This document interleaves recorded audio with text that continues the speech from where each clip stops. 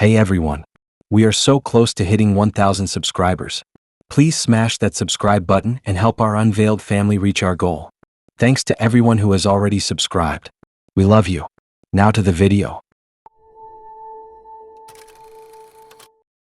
I said yes because he made dinner sound easy.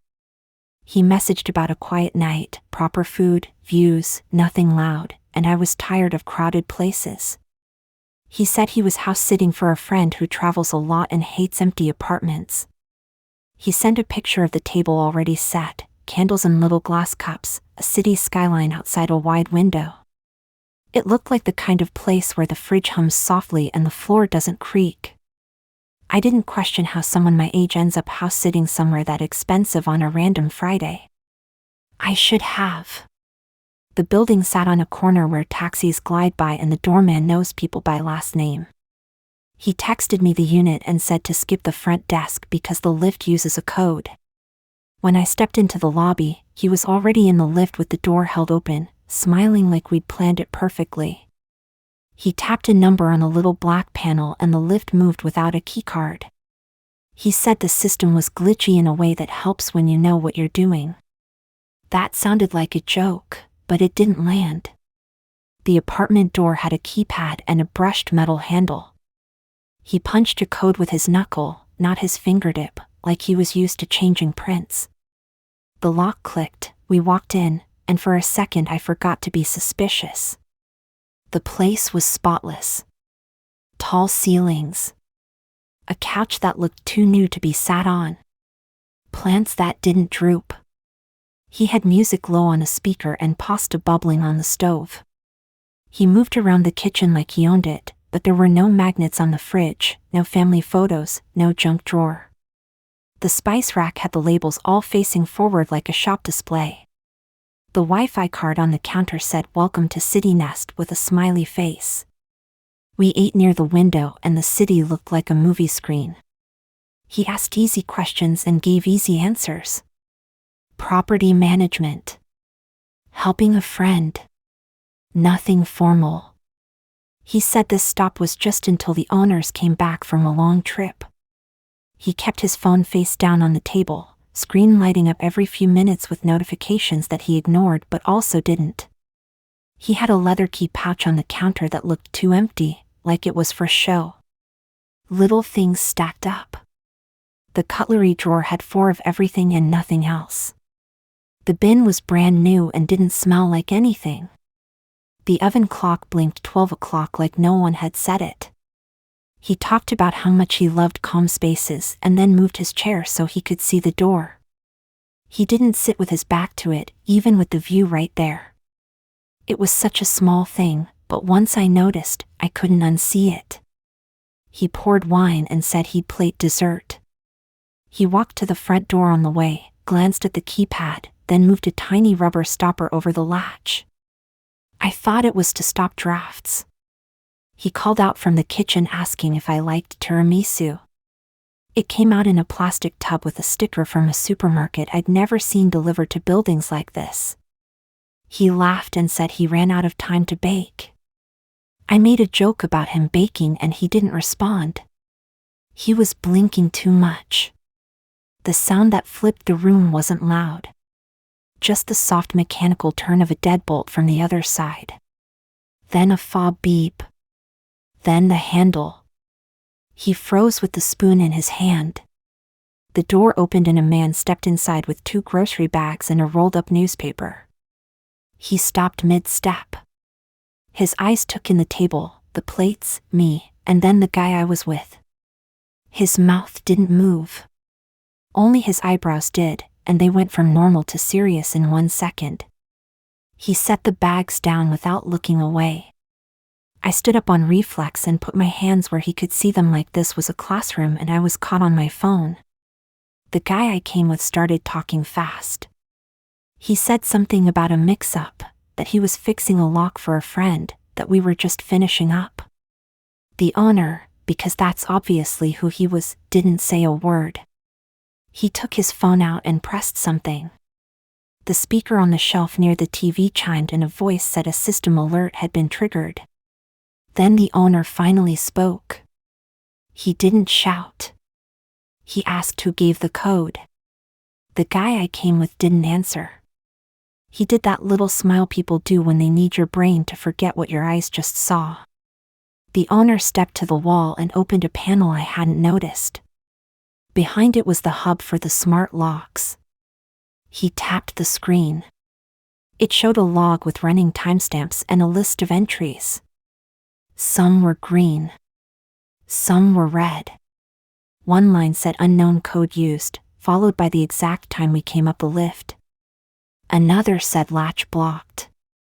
The owner looked at the door, saw the rubber stopper over the latch, and peeled it off with 2 fingers while still looking at the screen. I felt small in a big room. The owner called someone on speaker and said the words unauthorized entry and unit. He asked us to stay where we were. The guy I came with tried to explain again. His voice sounded too high for his own face. The owner asked for his phone. He wouldn't hand it over. The owner didn't push. He just stood by the door with his phone in his palm like a shield and watched. 2 minutes later, the lift doors slid open and 2 security guys walked in. Not bulky, just steady. They asked for our names. I said mine. The guy I came with tried to make a joke about being the chef. The joke died and lay there. Security asked how he entered. He said he used the guest code from the owner's friend. The owner shook his head once. Security took his phone. He flinched and then let it go. On his phone was an app one didn't recognize. Not Airbnb. Not a normal booking thing. It was a list of addresses with nicknames and keypad codes in the notes. Some had little lock brand names next to them. Some had tags like ring cam off hours and cleaner day. Security scrolled up and there were screenshots of host dashboards, the kind that show digital keys. Different names. Different dates. The owner said he didn't know this man. Security called the number listed for the owner in the app. It rang the phone in the owner's hand. The room felt colder than the AC could make it. We all stood in a strange circle around a table that still had pasta on it while the city outside stayed busy. The guy I came with started switching lanes mid-sentence. He said he had permission, then he said he thought it was empty, then he said the system accepted the code so it wasn't his fault. Security wasn't listening to the words, only the order of the words. One of them stepped to the kitchen and opened a drawer I hadn't opened. Inside were 2 more rubber stoppers, a roll of painter's tape, and a flathead screwdriver. In the bin under the sink were 3 torn bits of paper with printed codes. The edges matched the codes on his phone in a way that made my skin itch. Police showed up with the quiet steps of people who have walked into a lot of living rooms that weren't theirs. They asked the same questions but slower. They checked the hub log and photographed the latch. One officer opened his leather pouch and took out little bags. He put the rubber stoppers inside and labeled them like they were seashells he wanted to keep. Another officer scrolled the guy's phone and found a folder of access emails forwarded from random addresses. The subject lines all said things like your temporary key and check-in instructions. Different properties. Different cities. All recent. They asked me who I was. I said first date. The officer nodded in that way that means got it, unlucky. He asked how I got up without a key card. I said he used a code. The officer asked me to sit on the couch and write down everything I could remember from the lobby to the door. I wrote about the lift panel. About his knuckle on the keypad. About the stoppers. I did not write about the pasta even though it was probably the nicest thing I ate this month. They cuffed him near the doorway while the owner stood with his hands in his pockets, shoulders tight but not shaking. The guy didn't fight. He just kept trying to make the room bend back to him with words. The officers didn't bend. They took his phone, his key pouch, and the little notebook from his jacket. The notebook had a list of properties with ticks next to some and blank boxes next to others. One line said tonight, balcony view, easy code. Security asked if I needed a ride down and the owner said I could leave once they finished the basics. He apologized for the weird night like it was his party that went wrong. I said sorry back even though I didn't owe.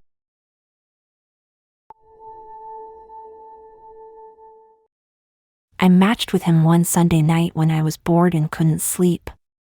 His profile looked normal enough.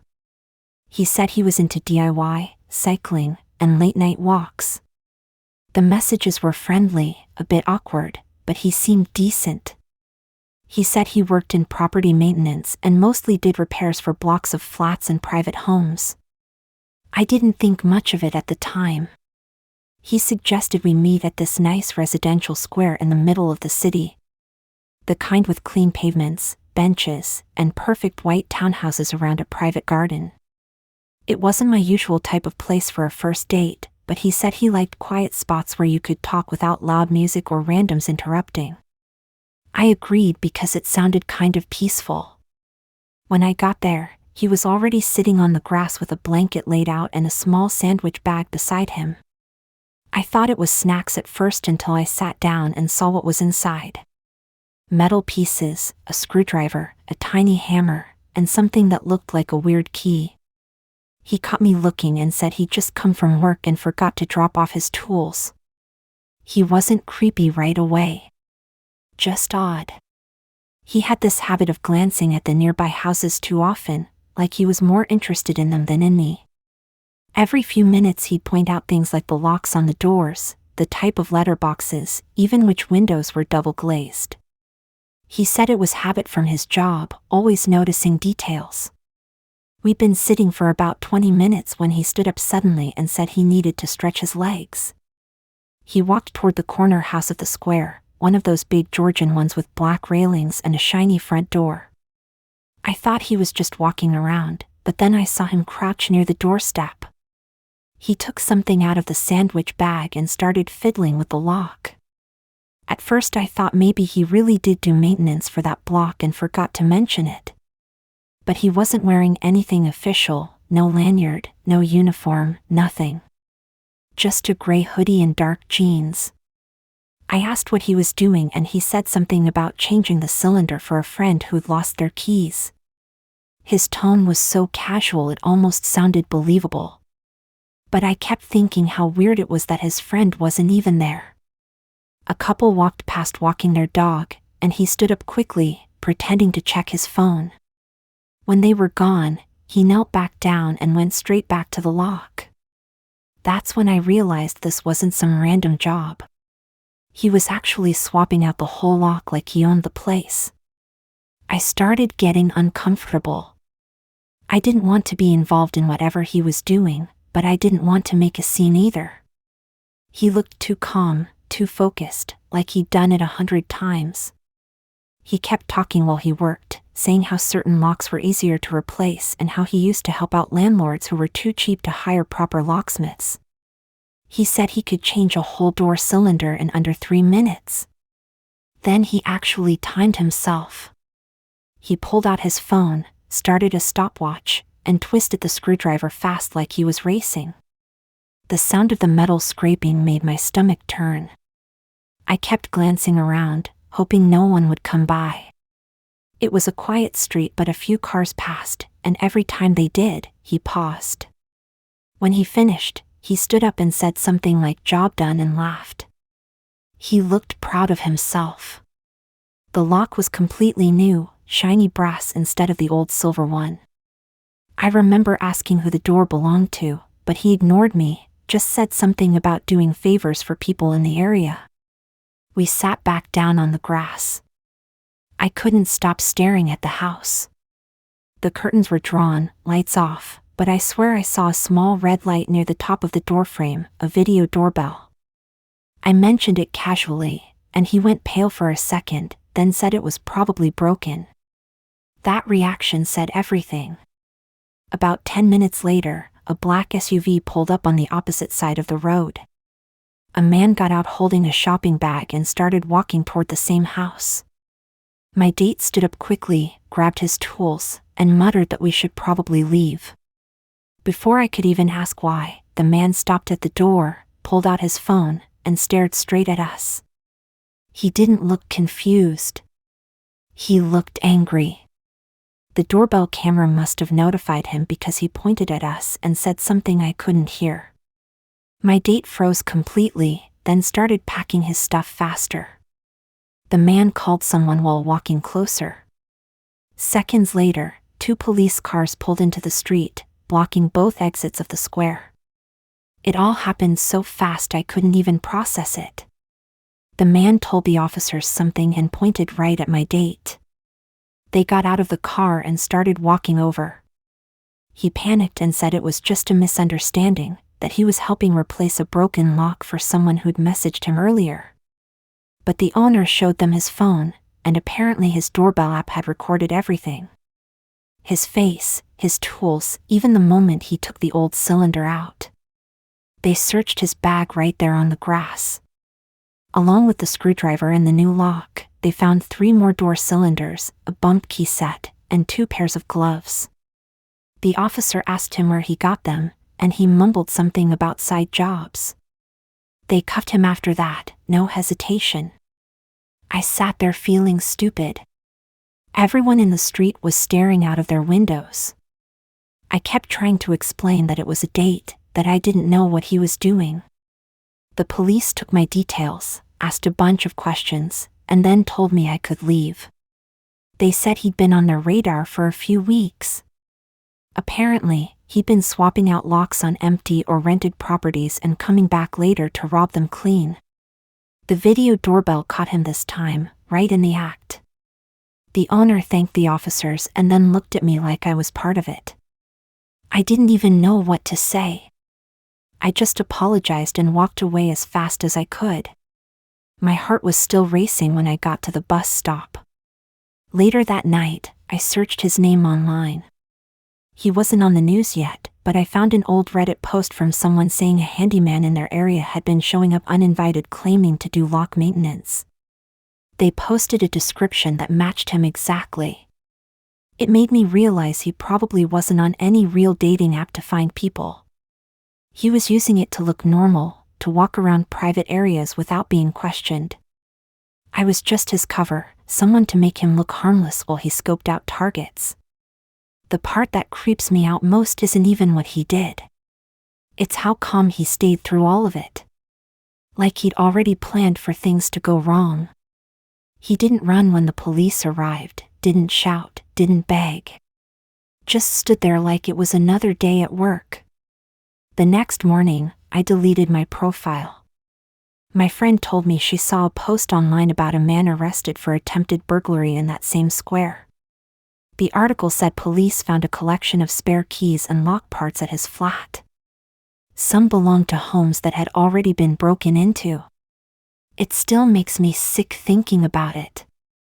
How close I was to being part of it. How normal he seemed at first, sitting there with that stupid blanket like it was just a date.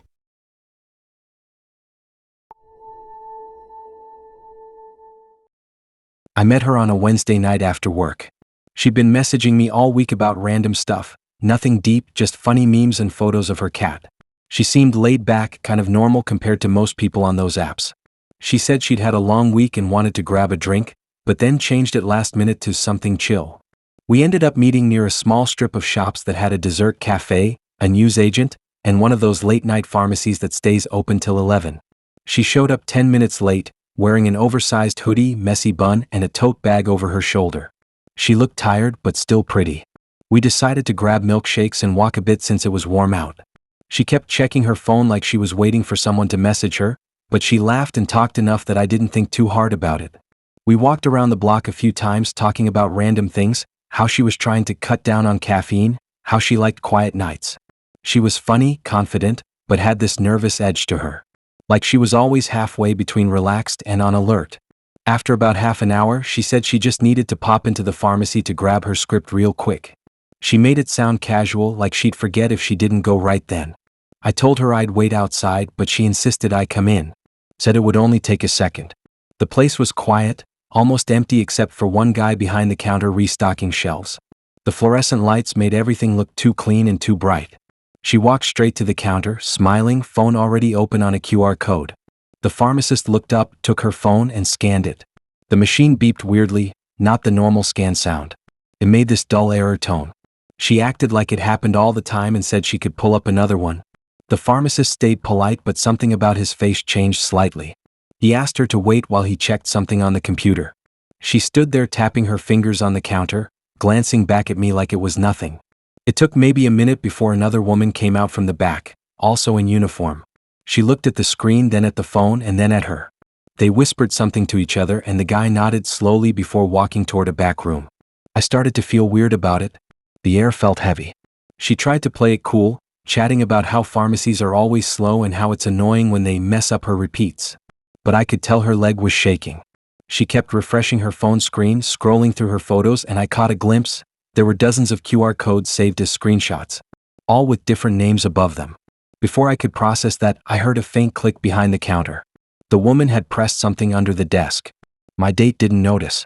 The pharmacist came back with a small white paper bag, smiled politely, and told her he just needed to confirm one more detail before handing it over. She started getting impatient, saying she was already late for another pickup. Right then, 2 police officers walked in. No sirens, no shouting, just walked in like they knew exactly who they were there for. The woman behind the counter pointed subtly in our direction. My date froze mid-step, eyes darting from the officers to the bag on the counter. The officer asked her name. She hesitated, then said it quickly. He asked to see her phone. She didn't move. For a few seconds she just stood there, staring down like she was calculating what to do next. Then she tried to grab the paper bag and leave. The officers blocked the door instantly. The pharmacist quietly explained that she'd been using forged electronic prescription QR codes that had been flagged earlier that day. They said she'd already hit 2 other pharmacies within the same network before this one. The staff had been told to watch for anyone presenting multiple scripts in short intervals with slightly mismatched patient info. She tried to act confused, saying she didn't know what they were talking about. But when they asked her to hand over her phone, one of them opened her notes app and there it was. A list of patient names, reference numbers, and QR codes all saved in order. There were at least 20 of them. The police found another smaller bag inside her tote with a few open medicine boxes. Painkillers, ADHD meds, sleeping pills, even antibiotics. All high-value stuff that could easily be sold online. The pharmacist said they were exactly the kinds that had been disappearing lately from other stores. I just stood there frozen. I didn't know what to do. One officer asked if I was with her and I said it was our first date. He gave me that look people give when they feel sorry for you but also think you're an idiot. He told me to stay where I was while they finished questioning her. They cuffed her quietly, right in the middle of the pharmacy. She didn't fight. Just muttered that it was all a misunderstanding and that someone must have hacked her codes. But the officers said the QR system was tied to individual patient logins. It wasn't something random people could generate. They walked her outside and put her in the back of the car. I could still see her staring at the ground, mumbling to herself. I stood there with the fluorescent lights buzzing above me, not sure what to say to anyone. The pharmacist came over and said she'd actually been part of a local investigation for months. Apparently someone had been using stolen prescription data to make fake electronic scripts and claim expensive medications under false names. The part that made my stomach twist was that she'd used my name to book the milkshakes earlier. My actual name. It wasn't just a date. She was probably already running my info through her phone while we walked. When the police left, I sat on the curb outside the pharmacy for a bit, watching the lights reflect off the wet pavement. I kept thinking back to the start of the night, how normal she'd seemed. How she joked about being low on energy and needing her script to feel normal again. It all made sense now. A few days later, I saw a post online about a woman arrested for forging electronic prescriptions across 3 boroughs. They'd found multiple accounts linked to her name, all with stolen patient QR templates. The article said she'd been selling the meds on encrypted marketplaces for months, pretending to be different people. It's crazy how calm she was through all of it. Like she'd done it so often she didn't even see it as wrong anymore. That blank confidence still sticks in my head. Every time I walk past a pharmacy now, I think about that night. About how easily she walked in, scanned a code, and almost walked out with hundreds of dollars worth of meds like it was nothing.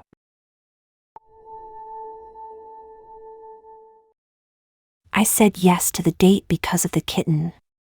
That sounds dumb, but that's how he sold it. He said he was picking up a rescue on the way and asked if I wanted to come so the little guy wasn't scared in the car.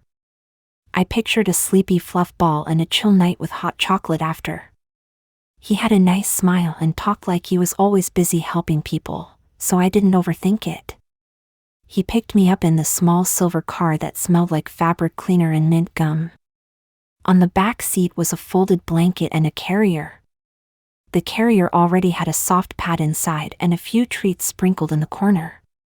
He said it made the first drive easier. He kept glancing at the mirror like he was checking for traffic, but we weren't even on a main road yet. I told myself he was just a careful driver. He said the rescue contact wanted us to meet near a big estate, easy parking, quick handover. We turned off the high street and rolled into this maze of low blocks around a square. Right away, I saw the posters. Every other lamppost had the same bright flyer taped up. Missing cat. Big green eyes. Striped tail. The name was printed in thick marker at the bottom with a phone number and a please help in huge letters. He joked that at least we were in the right theme for the night. I laughed once and then stopped. The cat on the poster looked exactly like the one on the treat packet designs you see in shops. Too cute to ignore. He parked by the stairwell of a middle block. The edges of the stairs were chipped, and the light over the door flickered. He grabbed the carrier and the blanket. He tucked the blanket under his arm and held the carrier with both hands. When he set it down on the ground, the treats rustled. He told me the rescue person was running late and asked if we could just wait inside the entrance so the kitten didn't get cold. It was summer, not that cold, but I followed him in because it felt easier than arguing. The stairwell smelled like damp and laundry powder. He set the carrier by the wall, opened the door, and shook it gently so the treats moved and made that tiny clink sound. He looked at his phone, swiped, then rotated it so I could see a chat. It was just a username and a few messages like here in 5 minutes. Nothing about an actual shelter or payment or microchip. I asked which rescue group it was from.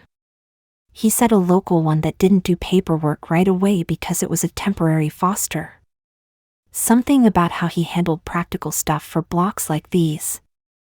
He said people knew him. He said he helped with lost pets all the time. People came and went. Some looked at us, some didn't. I noticed more posters on the stairwell notice board. Same cat. Same number. There were little tear-off tabs missing like people had called already. I started feeling weird about the whole thing. If a cat was missing here, why would a rescue hand one over right here too? He kept smiling and saying the timing was perfect. He put the carrier down right by the corner where the stairs turn, the exact spot you'd pass if you were coming down fast and not paying attention. Then a kid came down with a woman I guessed was his aunt or older sister. The kid was maybe 9, holding a cat pressed against his hoodie. The cat wasn't fighting. Just wide-eyed, ears flat. Striped tail, green eyes, same as the poster. The woman was telling him to hold on tight until they got inside because the elevator door sticks sometimes. The kid had that careful hold people do when they know the animal could spring at any second. He moved first. He stepped forward with the blanket in his left hand and the carrier open in his right. He went soft and friendly with his voice and said he could help with the door if they needed. Then he reached out like he was going to pet the cat and in the same motion angled the blanket forward. It wasn't even aggressive. It was rehearsed. The blanket was meant to drop over the cat so it couldn't bolt. The open carrier was already lined with treats. It was all set up like a magic trick. The woman pulled the kid back and lifted the cat higher. I heard claws catch on fabric and a little hiss. The kid said something sharp and held on tighter. My date shifted again, this time stepping to block the narrow space by the stair turn like he expected them to try and squeeze past. The whole thing took 2 seconds. I felt my chest go tight like I'd been holding my breath since we parked. A door 2 floors up opened and someone shouted down the stairwell. Another door opened on the ground floor. I didn't catch the words, just the tone. Everyone knew the posters. Everyone knew the cat. And everyone knew this stranger with a carrier didn't live here. He tried to laugh it off. Said he was helping. Said the rescue contact told him about this exact cat. He kept the blanket up like a shield, still talking, still angling the carrier like a mouth waiting to close. The woman shoved her shoulder between him and the kid. The kid darted to the side toward the ground floor exit. The corridor outside was already filling with people. A guy in paint-covered trousers from a flat opposite. A woman in slippers with a phone in her hand. I heard her say she had doorbell clips. Someone else said they had him on their camera too, hovering by the block entrance 15 minutes earlier, shaking a treat bag. Another voice said they'd seen him last week near a different block shaking a carrier the same way. He tried to step back to the car, but the guy in paint trousers stood in front of the stair door. My date changed tone. He started pointing at his phone again like the chat would save him. The woman with the slippers held up her phone to my face. The doorbell video played. There he was on the front step at the start of the night, staring at the posters, checking the names, then looking up at the flats. He looked straight into the lens for a second. Same hoodie. Same carrier. Same quiet smile. The kid and the woman had made it outside now, and more neighbors were out by the grass. Some had the actual posters in their hands and were comparing the stripes on the tail with the photo to calm the kid down, to prove the cat in his arms was the cat on the paper. The cat tucked itself under the kid's chin and went still like it was done with the whole drama. Then a blue light washed the brick. 2 police cars rolled into the square and stopped across the car park entrance. It wasn't dramatic. They just walked over like they'd already been nearby. The woman with the slippers started telling them everything at once. The guy in paint trousers kept his back against the stair door and nodded at the officers like he was holding a lift button. My date put the blanket down on the carrier. He didn't run. The officers asked him a few basic questions and then asked to look in the car. He unlocked it with a beep. On the back seat, 2 more carriers. In the footwell, a small spray bottle with a cartoon fish on it, catnip spray. In the glove box, a cheap microchip scanner in a plain box, still with the plastic on it. In the boot, a plastic bag with 3 spare collars, 2 bowls, and a folded flyer for a rehoming group that looked like it was printed on an old home printer.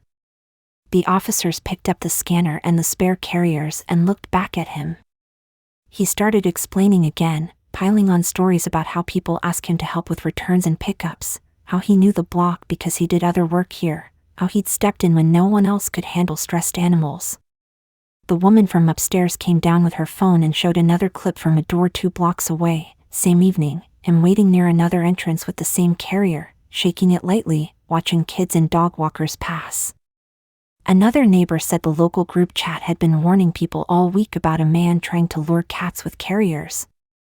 The officer listened, nodded, and then asked him to put his hands behind his back. They cuffed him next to the car while everyone watched.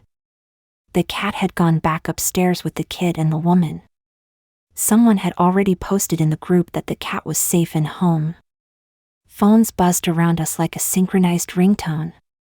The officer sat him in the back of the car and kept going through the boot, writing down brand names, taking photos of the microchip scanner, the collars, the extra treats. One of them came over and asked me how I knew him. I said it was a first date. He gave me the same look I've seen in other messes, part pity, part are you serious? They took my statement and asked if he'd mentioned a rescue by name. He hadn't. Just vague stuff. The officer said there had been multiple theft reports across the area, all with someone matching his description and the same trick.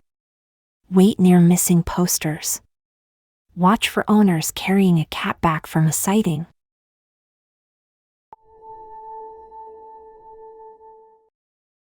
I swiped right because he sounded like the safe kind of boring. He had a clean haircut, a desk job, and photos of him smiling in front of conference rooms. He wrote that he worked in compliance, which to me sounded like spreadsheets and long emails. I figured worst case I would be drinking lemonade while someone told me about policies I could scroll through later. He said there was a small night market near the river with music and lights and that it would be good to walk through after food. I met him by the entrance and the first thing he did was show me a laminated badge he pulled from his pocket like a party trick. It had his photo, a crest I didn't recognize, and the words inspections unit in a font that looked like it was pasted on. I laughed because I thought he was joking. He didn't laugh back. The market was loud in that clean way. Fairy lights strung across stalls, smoke drifting from grills, a DJ set up near the end playing songs people actually liked. Families, couples, students, that mix. He walked like he had somewhere to be, not with me, but ahead of me, weaving through queues with this little clipboard under his arm and a folded receipt book peeking out of the back pocket of his jacket. He kept talking about standards and enforcement and how some traders cut corners once it gets busy. I caught maybe half of it because I was reading the menu boards and trying to pick between the fries with garlic sauce and the waffles shaped like flowers. He guided me straight to a kebab stall with a line that wrapped around the corner. 2 guys in matching shirts worked the grill while a woman took payments at a small card machine. The food smelled unreal, hot chili and char, and I was ready to order when he moved faster than I could react.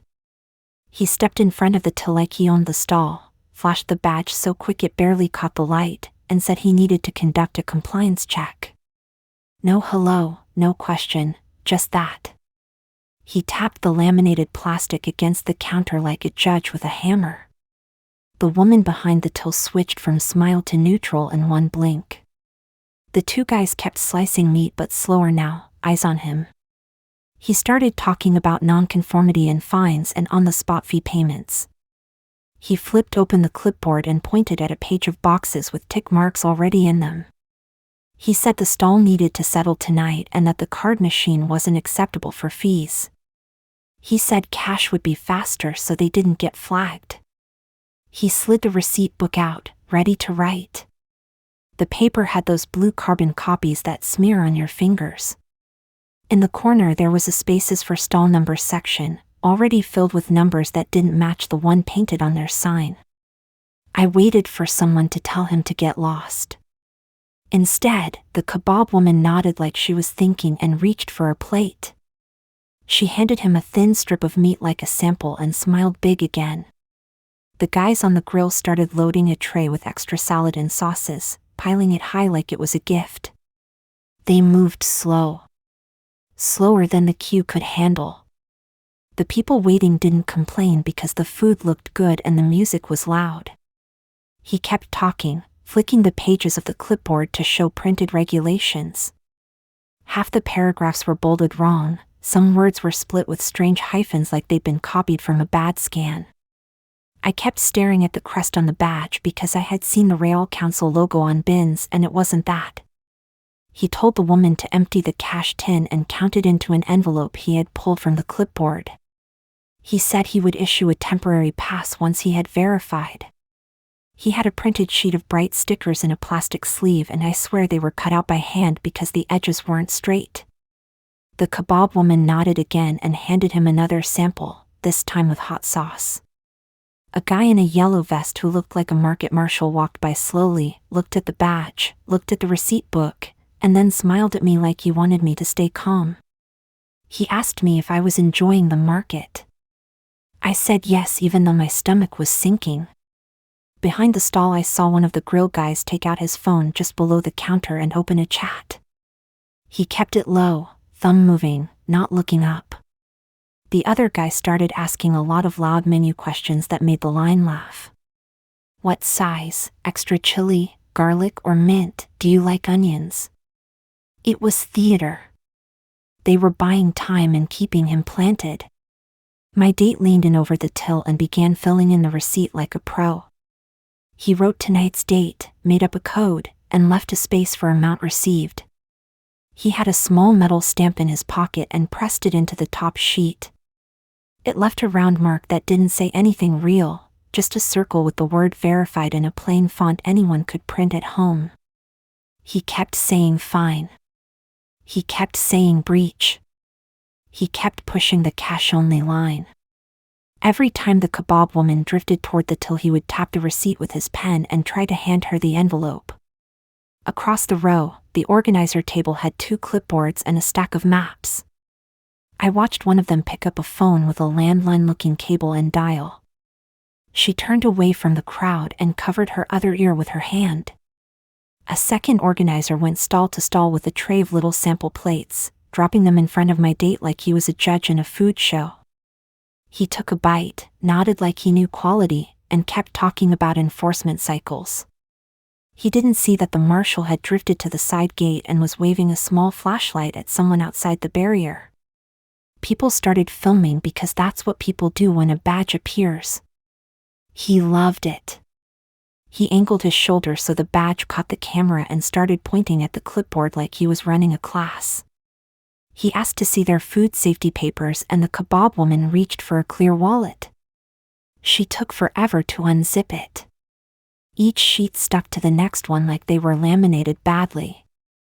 She pulled out a certificate, held it, then put it back, then pulled out a different one for a different stall number and laughed like she was mixing them up. He grew impatient and tapped the counter and started to say he would have to escalate. A radio crackled near the organizer table. The woman with the phone nodded hard and wrote something on her palm. I couldn't hear her, but I could read the words out of hours and counsel from the way her lips moved. She kept the call going and stared right at my date like she was holding his gaze with a wire. The marshal drifted back and stood 2 meters away, hands behind his back, keeping the crowd from pressing too close. My date finally tried to make the grab. He put the envelope on the counter and said he needed the cash before he could certify.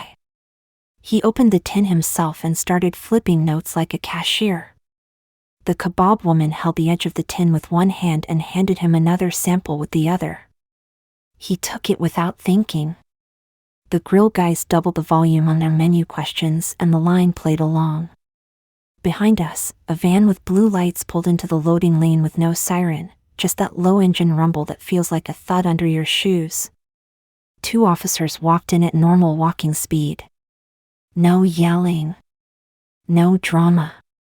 They went straight to the organizer table. The organizer pointed at my date and handed over a printout. One officer took the printout, one took a look at the badge, and they both moved in like a door closing. My date tried to talk faster.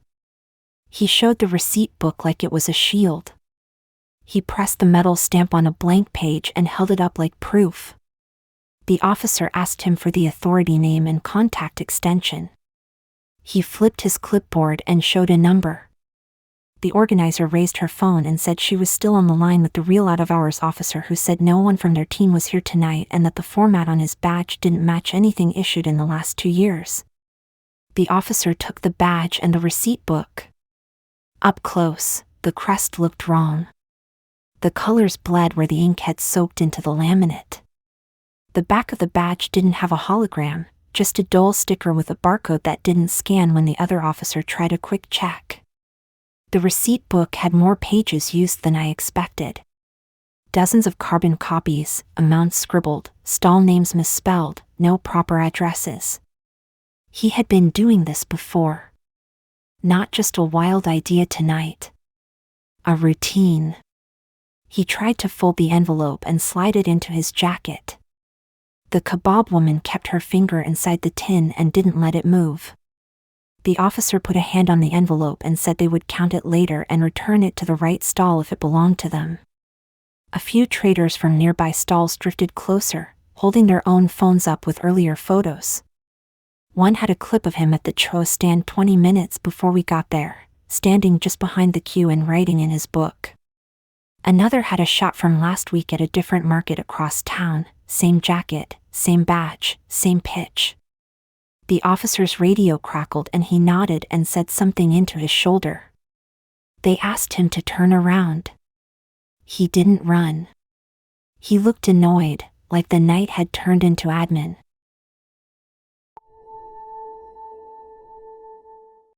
I said yes because I like food videos and she said she did content around food trends. I imagined weird milkshakes and dumplings and maybe a taste test. She had that fast energy in messages, all links and short sentences, always moving. She picked a meeting spot behind a retail park where the big units shut by 7 but the back lanes stay bright from the security lights. Not my usual date setup, but she said we were heading to a cloud kitchen to film how couriers collect and what's trending. I thought that sounded cool and kind of nerdy, like a behind-the-scenes tour. She showed up in a gray hoodie and black leggings, hair in a low bun, big camera clipped to a chest mount, phone in a clear case with a pop socket. She smelled like fries and cold air. She didn't hug, didn't slow down. She just said we had a slot and pointed at a set of service doors with a keypad and a handle that stuck a little. When I hesitated, she smiled and did that confident push people do when they already know the door opens if you lean your shoulder on it. It clicked, and warm air rushed out with the smell of oil, onions, and those sweet sauces that stick to everything. Inside was a long corridor with scuffed paint and strips of floor tape. You could hear fans and the low drone of extractor hoods. We passed stacked crates, a cage full of soft drinks, and a wall of posters for fake brands I'd seen on apps. She walked like she belonged, checking corners, waving at the first camera dome like it was a friend. She kept saying quick little facts about how everything moves on a timer, how the orders sit on hot racks, how the barcodes talk to dispatch screens. I didn't know if any of it was true, but she sounded like someone who spent hours here, not 5 minutes. We turned into a wider bay where 3 kitchens opened onto the same loading zone. To the left, a metal rack glowed with those red heat lamps. Each shelf had insulated hot bags with stickers on the handles. Names, numbers, brand logos. To the right, a counter with a barcode scanner sat under a monitor that showed orders in green and yellow tiles. At the far end, a rolling shutter half open to a small car park with cones across the exit and a security hut you only notice if you look for it. She pivoted like we were supposed to be there. Phone in one hand, she opened a courier app so fast it was already on the scan screen when she lifted it. The logo looked familiar but off, like a copy the right shade but the wrong shape. She lifted a bag, scanned the sticker, and the scanner chirped. Her phone chirped right after like an echo. She slid the bag into a wheeled crate and grabbed another. Scan, chirp, slide. No eye contact with the staff. No hand raised to say hi. Just production line movements. I asked if we needed hairnets or something. She said it's fine for the collection side, we were staying out of prep.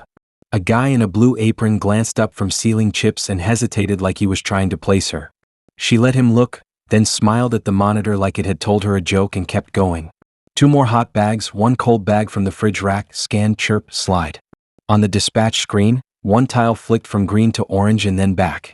A second tile changed, the driver ID line flashing between a code and unknown.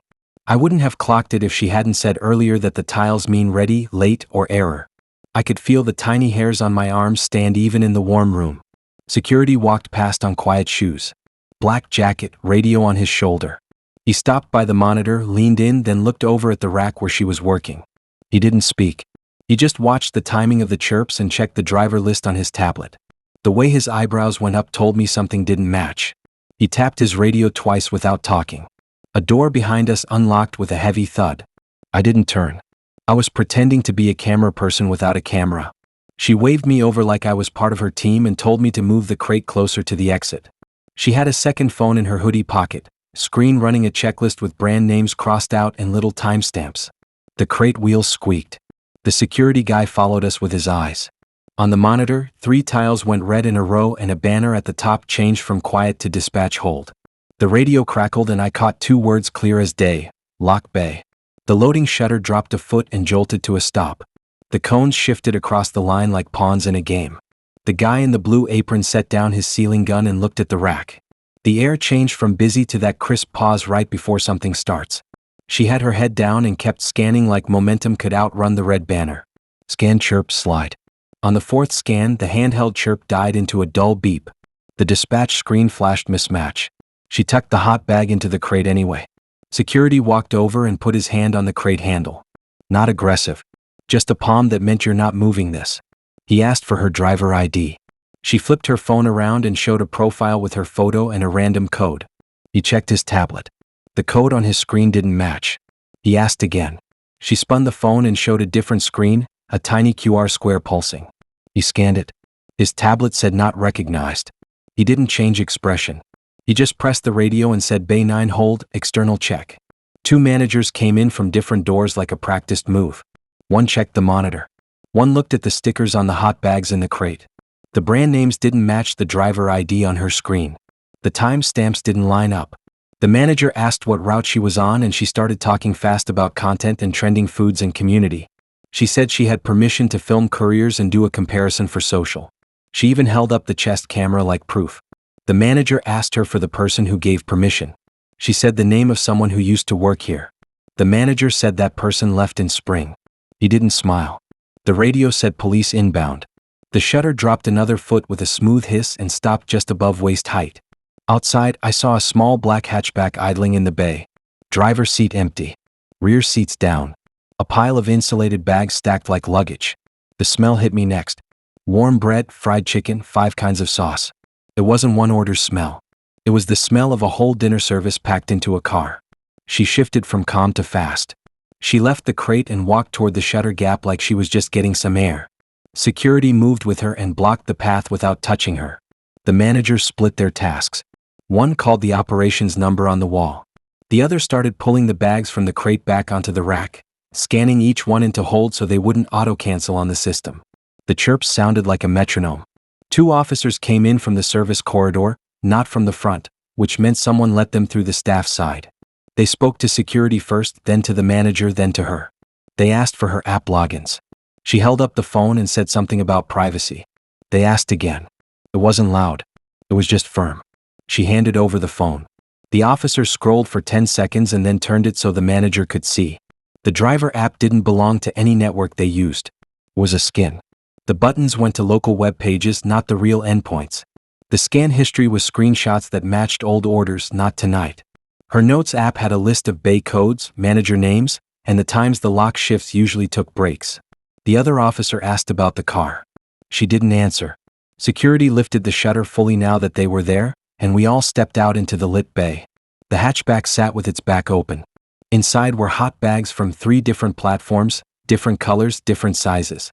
Under them, a crate with 15 stapled order receipts for names that didn't match any driver IDs. A roll of spare stickers sat in the side pocket. In the footwell, a portable thermal printer blinked a blue light like a heartbeat. The officer opened one bag and took a photo of the label. He radioed dispatch with the order number and read back the customer's street. The manager's tablet pinged. The same order had gone missing 15 minutes ago. The system had marked it courier collected. The name on the label matched the missing order. The officer checked another. Same thing. He looked up at her. She looked somewhere past us, jaw set like she could stare through metal. They asked me how I knew her. I said we met tonight. The officer wrote my details on a small pad that didn't smudge and told me to stand by the cone line. I watched the managers call customers to refire orders. I watched the kitchen crew move like a drill back on task. I watched the security guard bag up the fake app phone in a clear pouch with a printed number on it. The officers counted bags out loud and wrote the numbers down. It wasn't wild TV. It was just process. She didn't shout. She didn't cry. She kept asking about filming rights and public interest. The officer told her again this was a staff area and the orders were property until handover. He said there were multiple reports across town of orders vanishing at the rack with no driver scan on the real system. He said the fake app explained the mismatch. He said the car would be seized for evidence. They cuffed her by the hatchback while the portable printer glowed on the mat. The wind in the bay carried the smell of food into the corridor and out again. Someone killed the heat lamps on the spare rack so nothing else dried out. A manager brought foil and reboxed what could be resent. In the distance, a door banged and a delivery scooter rattled past, business in motion even while the cleanup started. I walked out with a stomach made of knots and sauce fumes stuck in my hoodie. I kept seeing the way she handled the first bag, smooth and practiced, like she'd read the whole room before we even stepped in. I thought we were making a video about trends. Turns out the trend was theft with a UI.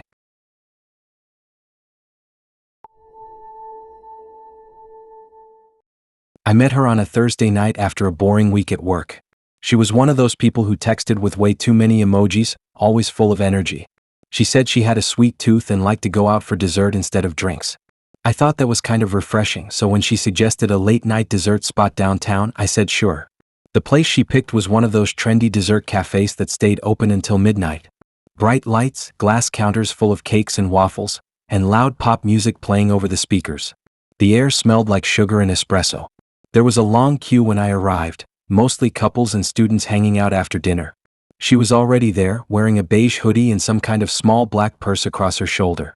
She waved when she saw me, smiling like we'd known each other for ages. She said she'd grab us a table near the till so I wouldn't lose our spot. I told her I'd get the order since she'd already been waiting. She laughed, said she'd handle it, and slid past the people in front like she knew the place well. I didn't think anything of it. While I waited, I watched her from where I was standing. She was right near the counter, leaning over slightly, acting casual as the staff dealt with a huge group order. I saw her rest her purse on the counter for a second and then kind of fiddle with something in her hand. It was small, silver, almost like a card case. She moved quick, too quick, and it looked like she slid something over the card reader before stepping aside. It happened in less than a second. I remember thinking maybe she was sanitizing it or something dumb like that. I even laughed to myself because it was such a weird move. Then she turned around, spotted me watching, and waved again. I shrugged it off and joined her at the table. The desserts came out 10 minutes later. 2 plates of waffles covered in ice cream and chocolate drizzle.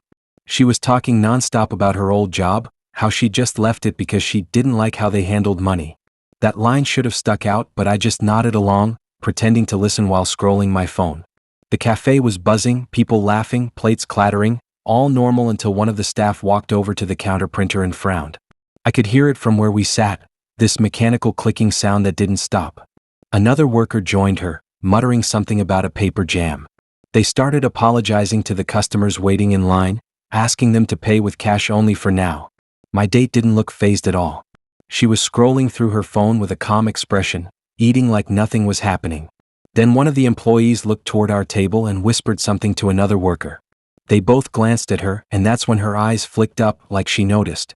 I felt something weird shift in the air. A few minutes later, a guy who looked like the manager came out from the back. He started locking the front door quietly. I thought it was closing time or something, but it wasn't even 11 yet. The customers near the door turned to look, confused.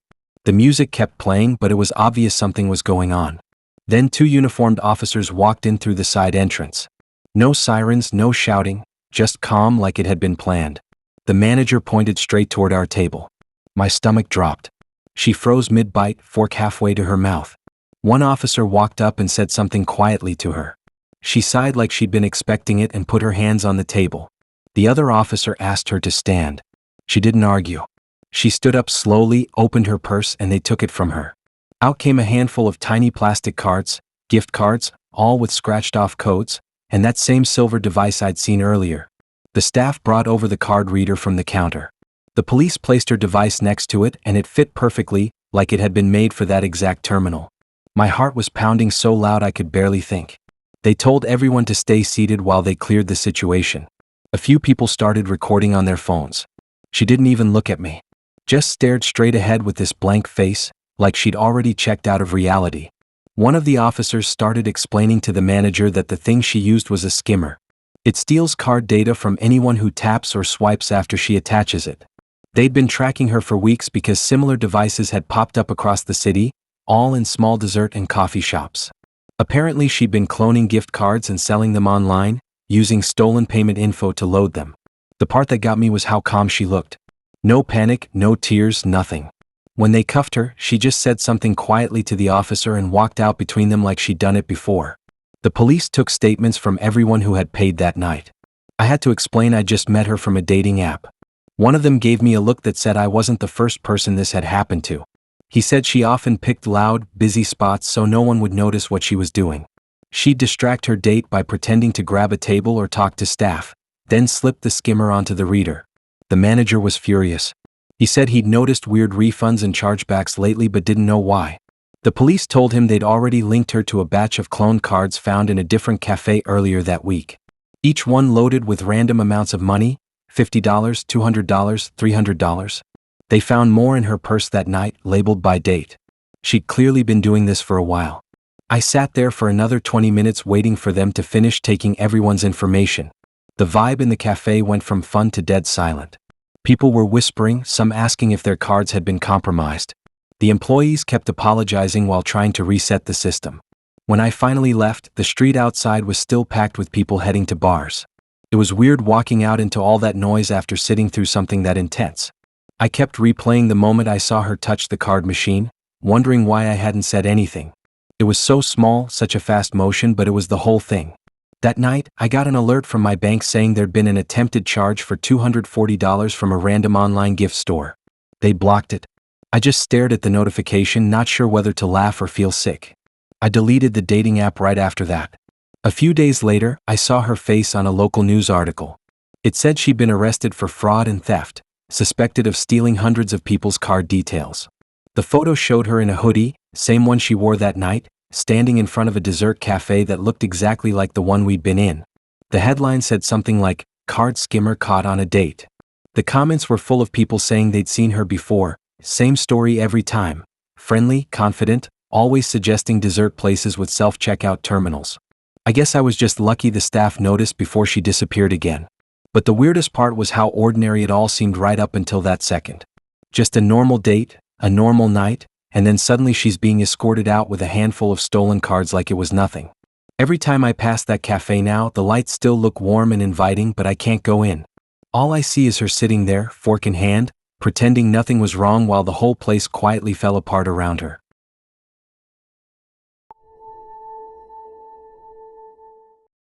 The photo that sold me was a martini under soft chandeliers. She said the bar had a skyline view and a piano and that the staff bring tiny bowls of olives like you're famous. I thought, cool, I'll sit somewhere shiny for once. She introduced herself as someone who does content around food trends, quick cuts and hotel vibes, and that she needed a +1 because filming alone made her look weird. I didn't overthink it. A nice drink, some snacks, maybe a video of neon ice cubes. Easy. The hotel looked like a museum pretending to be a spaceship. Tall glass, white marble, the kind of carpet that steals sound. She floated through the lobby like she'd been there 100 times, chin up, phone in her hand like a pass. The bar sat behind a velvet rope, gold bar stools lined like soldiers, bartenders who moved with quiet wrists. We ordered something citrus with a sugar rim. She barely tasted it. She kept doing that thing where you lift your phone at chest height and slide it along the edge of things. The bar rail. The lift panel. Even the joined seam of a wall mirror. She said it was for the aesthetic, that her audience loves clean lines and soft glows. From the start, she had this thick phone case. Not cute thick, utility thick. Square back, tiny slit with a dark rectangle tucked inside like a card. I figured it was a battery pack or some clamp for the lens. Every now and then her phone buzzed twice in a short pattern that didn't sound like any normal notification I know. She glanced down, swiped too fast to catch, and put it back flat against whatever surface she was filming. We took the lift to the mezzanine for lobby shots. The lift needed a keycard to go high, but the first floors were open. Guests stepped in and tapped their cards on the panel. She leaned, casual, so her phone hovered near the panel at the same moment. No one noticed. Why would they? Everyone is half on their phone anyway. There was a soft click from her case each time, not electronic, more like a tiny latch. She smiled like she'd gotten a good angle. When the doors opened, she slipped out even if it wasn't our floor. She led me along a quiet corridor, the kind with thick doors and brass numbers. She kept whispering about texture and lighting, how the glow strips make the grain of the wood pop. Then she pressed her phone against a door handle, just for a second, like she was framing a shot. Another click from the case. She did it again at the next door. And the next. I joked about her chasing door photos. She said everyone loves hallway vibes, then leaned her phone on the reader plate like she was resting from holding it. Click. I told myself I was being dramatic. Maybe the case was loose. Maybe the clicks were nothing. But the bag on her shoulder told a different story. Inside I saw a small stack of white hotel cards with no logos, just blanks. She had a mini notebook too, tiny squares next to room numbers. Some rooms had ticks. Some had 2 ticks. She tucked the notebook fast when she saw me look. We rode the lift down, up, down again, weaving through crowds at the lifts like we were waiting for a friend. She got close when guests tapped their cards. Too close. Her phone hovered within the same space between card and reader. People were juggling luggage and kids and never looked. Her case clicked softly each time and her phone buzzed that short double buzz. The pattern started to feel like a metronome for something I didn't want to name. We tried another floor for a different color temperature. Her words. She leaned on 3 more doors, one after another, always the same. Phone flat to the plate, click, move. She never tried to actually open them. She didn't need to. This was prep, not entry. That's when the lights at the lift lobby blinked once. Not dark. A tiny flicker like a sneeze. At the same time, far away, you could hear a soft chime from behind the front desk in the lobby. Then nothing. I told her I wanted to actually sit at the bar for a bit, pretend we were there for the drinks. She said we'd do that after one last pass. In the lift, a couple in suits hopped in. They tapped their card. She leaned in for a reflection shot. Click.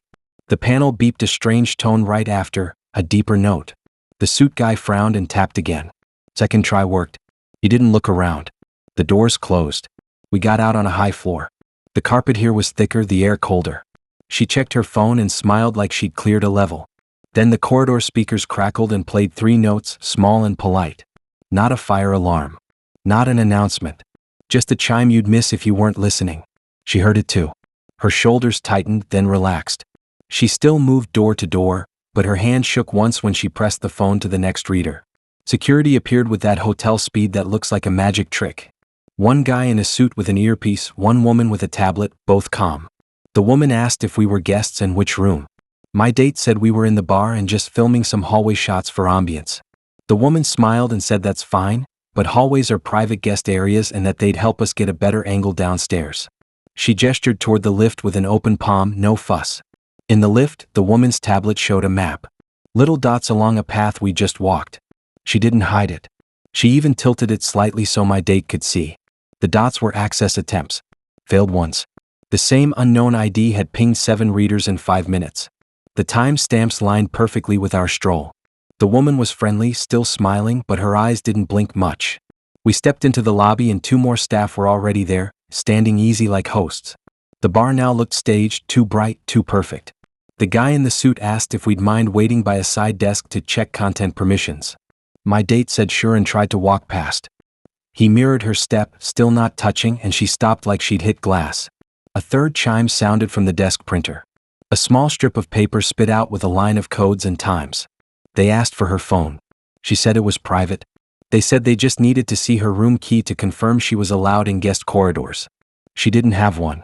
She said we were just passing through to the bar. The woman with the tablet tapped and read something off quietly. Failed reads, unknown source, panels on floors 9, 10, 12, 15. She turned the tablet again so we could both see. The unknown source ID didn't match any card issued that day. It matched a device profile that had pinged the lift panel multiple times without a room assigned. 2 officers walked in from the revolving doors like regular guests. No fuss. They nodded to security who nodded back. The guy in the suit asked my date again for the phone. This time the officer asked too. The tone was different. She handed it over slow. The officer slid the case off with a small push. The rectangle inside wasn't a battery. It was a portable writer, slim and dull gray, with a short LED that pulsed each time it got power from NFC contact. The app on her phone wasn't a vibe recorder. It was set to skim and write. The officer scrolled through a log and showed the screen to security. A list of room numbers sat in her notes app with brand names next to them. Not the hotel brand. Bachbrands. Watch brands. Store names. A shopping list disguised as a schedule. They asked about the cards. She smiled like it was a mix-up and reached for her tote. The officer opened it first. Inside was that stack of blanks, plus a rubber-banded pile of encoded cards with stickers on the corners. Each sticker had a floor number and a name she'd given it. Corner suite. Corner again. Gym. They laid them out on the desk like playing cards and it felt like my brain dropped to floor. Security pulled a report from the dispatch screen behind the desk. It showed the same unknown ID failing repeatedly at doors where guests had just passed. The lift panel had caught her shadow hovering. That's what the first chime was. The system had flagged a ghost. The second chime had locked her out of writing near the panel. The third was a hold that called down her exact path. They asked me how I knew her. I said we matched an hour ago. They wrote that down. Then they asked if I'd touched any doors. I said no. The officer told me to wait by the big plant and I did, because what else are you supposed to do when the floor under the date turns into a police station? She didn't cry. She didn't shout. She kept talking about content and access and how everyone leans on doors for photos. The officer showed her the writer, pressed the button, watched the light blink, and asked why a photo tool stores sector keys. She didn't answer. They cuffed her near the velvet rope while the pianist played through it like a pro. The bartender wiped a glass like nothing had changed. The printout from the desk kept growing into a small stack, each line a failed touch upstairs. They counted the cards and bagged the writer. The manager thanked the officers in that smooth voice you learn from 1,000 apologies. A couple at the bar asked if they could still order the citrus drink with the sugar rim. The world snapped back to normal while she was let out the revolving doors and her tote sat open like a mouth on the desk. I walked out to the pavement and the air felt too real. Buses hissed. Someone laughed into a phone. I deleted her number before I finished the second step. Now when I see a hotel hallway in a video, I think of that soft click from a fake case and the way dots on a tablet can walk your whole night back in silence.